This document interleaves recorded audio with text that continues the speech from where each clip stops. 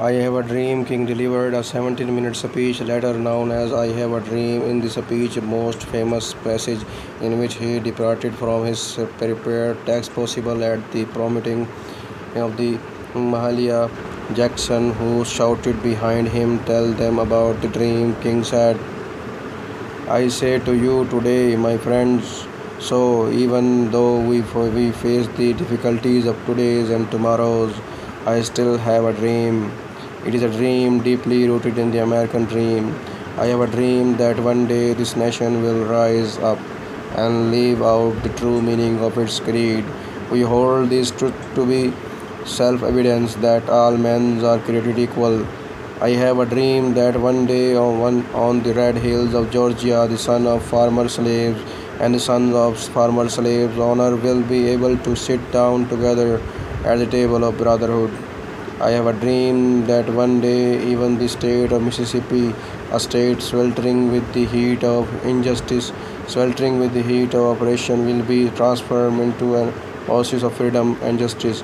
I have a dream that my four little children will one day live in a nation where they will not be judged by the color of their skin but by the content of their characters.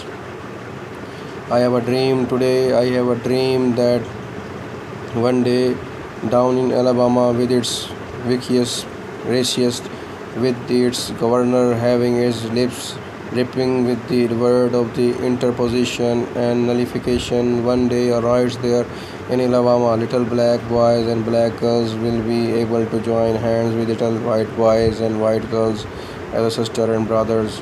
I have a dream today. I have a dream came to be regarded as one of the finest speech in the history of American oratory. The march and the especially King's speech helped put civil rights at the top of the agenda of reformers in the United States and facilitates passage of the Civil Rights Act of 1964. The original typewritten copy of the speech, including King's handwritten notes on it, was discovered in 1984 to be in the hands of Georgia, revealing the first African American basketball coach of the University of the Ohio. In 1963, revealing then 26-year-old was standing near the podium and immediately after the oration, impulsively asking if he could have his copy of the speech. He got it. Selma voting rights movement and the Bloody Sunday 1965. Acting on James Bevel calls for a march from Selma to Montgomery. Kings Bevel and the SCLC, in a partial collaboration with the NSCSA, attempted to organize the march to the state capital. The first attempt to march on the March 7, 1965 was aborted because of mob and police violence against the demonstration. This day has become known as a Bloody Sunday and was a major turning point in the efforts to gain public support for the civil rights movement. It was the clearest demonstration up to that time of the dramatic potential of King's non-violent strategy. King, however, was not present. On March 5, King met with officials in the Johnson administration in order to request an injunction against any prosecution of the demonstrator. He did not attend the march due to church duties, but he later wrote, "If I had any idea that the state troopers would use the kind of brutality they did, I would have felt compelled to give up my church duties altogether to lead the lines." Footage of police brutality against the protesters was broadcast extensively and aroused national public outrage.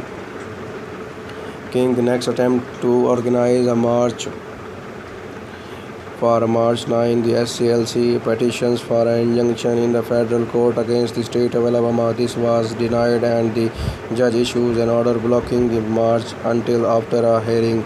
Nonetheless, King led marchers on March 9 to the Edmund Pettus Bridge in Selma, then held a short prayer session before turning the marchers around, asking them to disperse so as not to violate the court order. The unexpected ending of this second march aroused the surprise and anger of many within the local movement. The marcher finally went ahead fully on March 25, 1965. At the conclusion of the march, on the steps of the state capitol, King delivered a speech that became known as How Long Not Long. In it, King stated that equal rights for African American could not be far away because the arc of the moral universe is long, but it bends toward the justice, and you shall reap what you sow.